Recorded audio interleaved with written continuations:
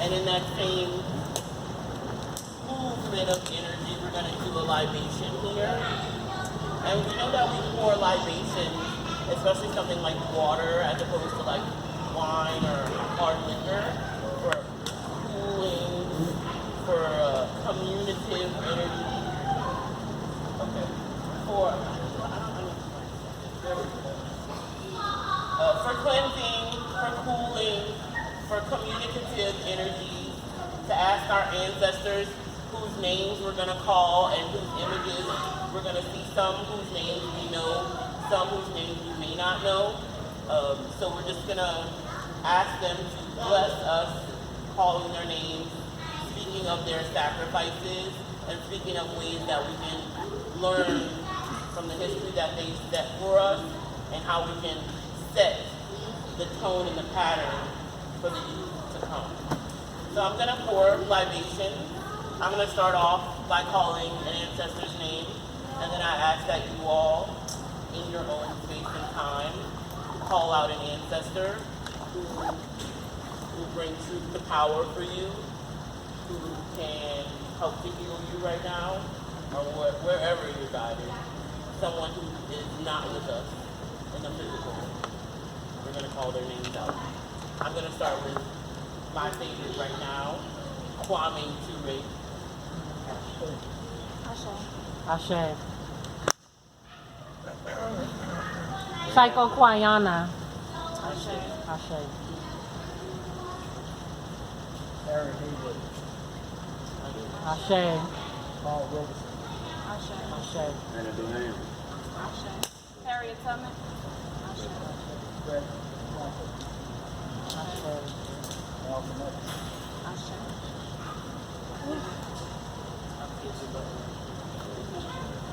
Fannie Lou Hamer. Ashe. Dorothy May Taylor. Avery Alexander.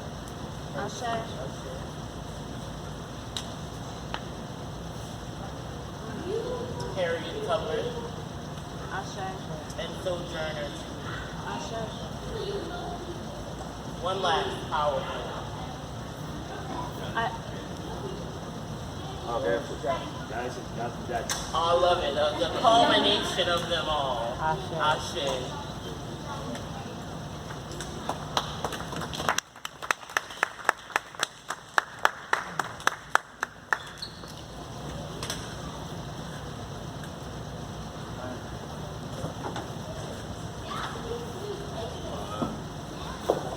Go ahead and thank Sister Vanna there for the libations and, honoring our ancestors. That's how you're supposed to do things before you start something else.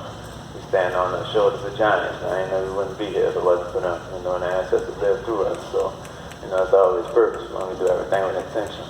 And so, I want to thank y'all for coming out.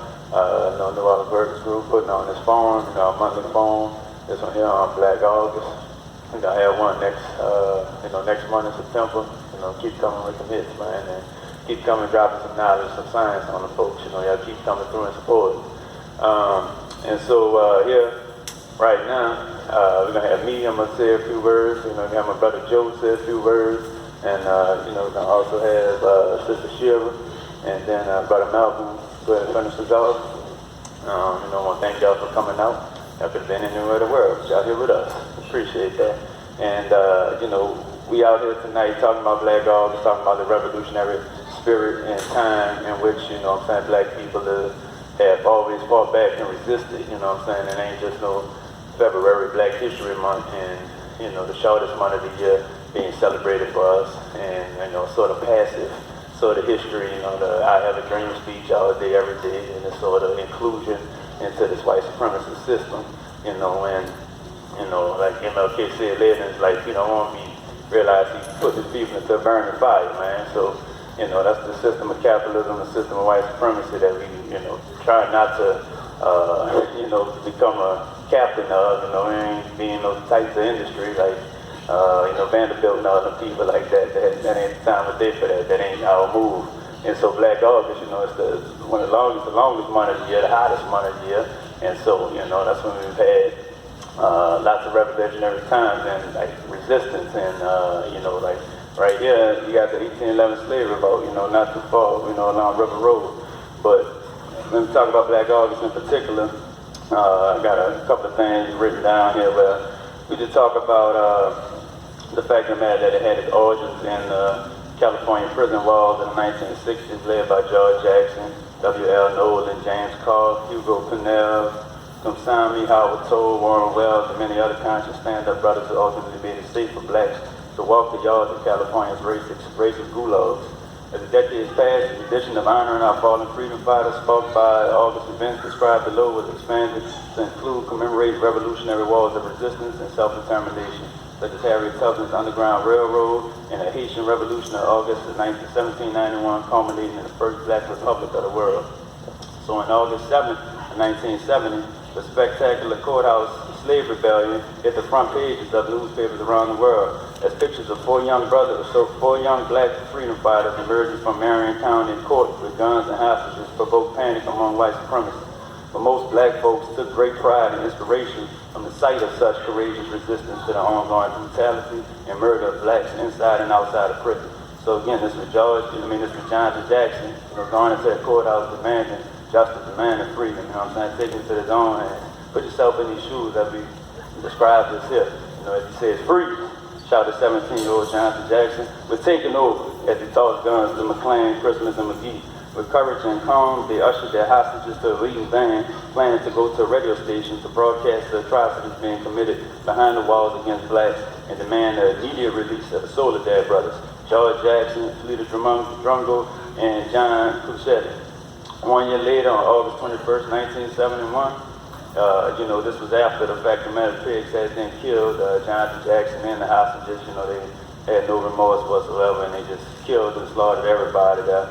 And, we fast forward to where we get to what happened with George Jackson, the fact of the matter that, within a year's time, his brother became more politicized.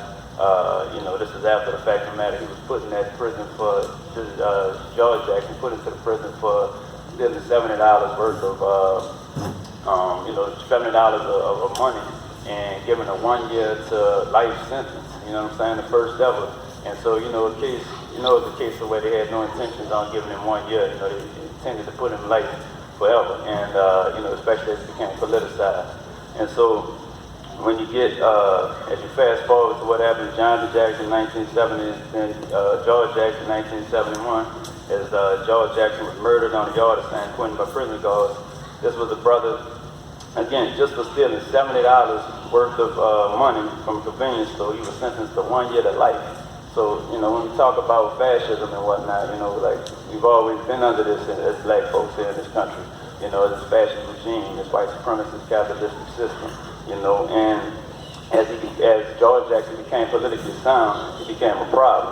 In his first bestseller in 1970, Soledad Brothers, Prison Letter to George Jackson, he talked about the government buys and trains these running dogs very carefully and sends them scrambling, tails and all, outward to represent the establishment, whose kennels are sent to the African nations on the suppression, on superstitions that the people of these nations will be able to relate better to a black face.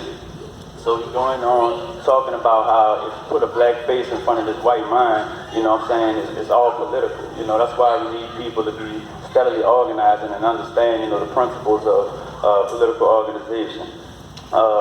When he talks later in Blood in My Eye, he says, we have finally arrived at scientific revolutionary socialism. I was hoping that you wouldn't get trapped in the riot stage like a great many other very sincere brothers. They think that they don't need ideology, strategy, or tactics. They think that being a warrior is enough. You must teach that socialism, communalism is as old as man, that its principles form the basis of mostly all the East African cultures. There was no word to denote possession in the original East African tongues. Any black who was defending African military dictatorship is as much fascist as Hoover. Are you aware of how the people are living under these so-called Africanized fascist cultures? The Congo and entire west coast of Africa are still slave states, dominated by westernized black right-wing puppets. I'm thoroughly sick of the old just be simples, young ones too. They'll be your main source of opposition in communizing the black colonies here. The good white people who own things will always give them a few inches in their papers or other media. That's how fascism works, influencing the masses and institutions through elites.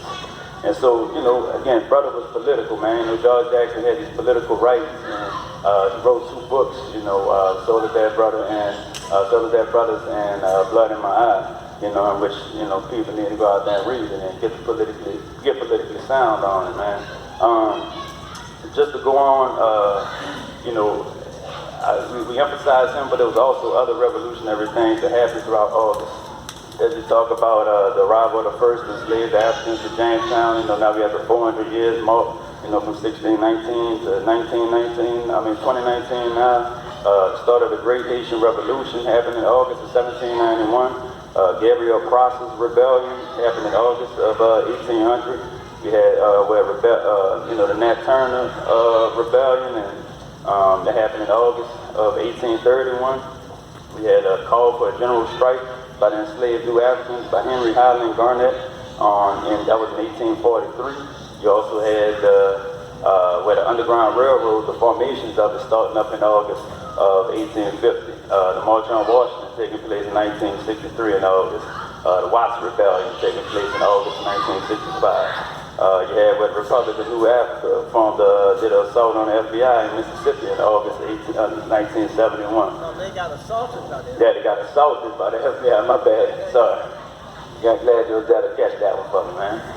Well, you know, you gotta have the Bibles up here, man, to drop the science on it. You also had where the MOVE organization was bombed in Philadelphia in August of 1978. But essentially, you know what I'm saying, what we want to talk about, and just the people to go home with, you know, why we honor the fallen soldiers and the revolutionary vision and principles that the people that we just described, you know, embodied, is because the brothers throughout the prison camps of California united together to continue their revolutionary work. The brothers and their family members, friends, and supporters who participated in the collective funding of Black August wore black armbands on their left arm and studied revolutionary works, particularly those of Comrade George Jackson. During the month of August, the brothers did not listen to the radio or watch television. Additionally, they didn't eat or drink anything from sunup to sundown, and loud and boastful behavior was not allowed. Support for the prison's canteen was also disavowed. The use of drugs and alcohol beverages was prohibited, and the brothers held daily exercise to sharpen their minds, bodies, and spirits, and honor the collective principles of self-sacrifice, inner fortitude, and revolutionary discipline needed to advance the new African struggle for self-determination and freedom. Black August is therefore a commemorative time to embrace the principles of communion, unity, self-sacrifice, political education, physical training, and determined resistance. A select few community members joined them in solidarity. The intent among those few commemorating and practiced Black August was to create revolutionary consciousness and encourage the spirit of resistance among themselves and our communities.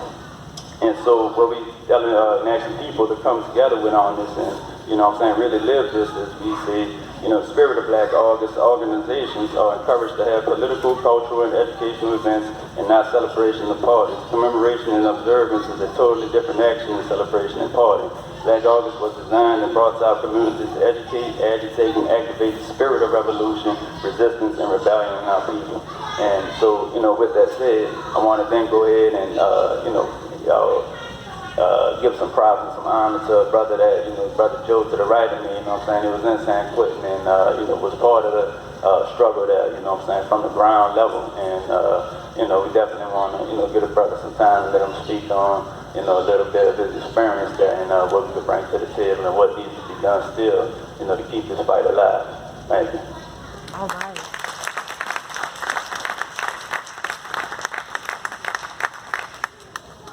Thank all y'all for being here. This was a celebration for us. This was a celebration for us in prison. I was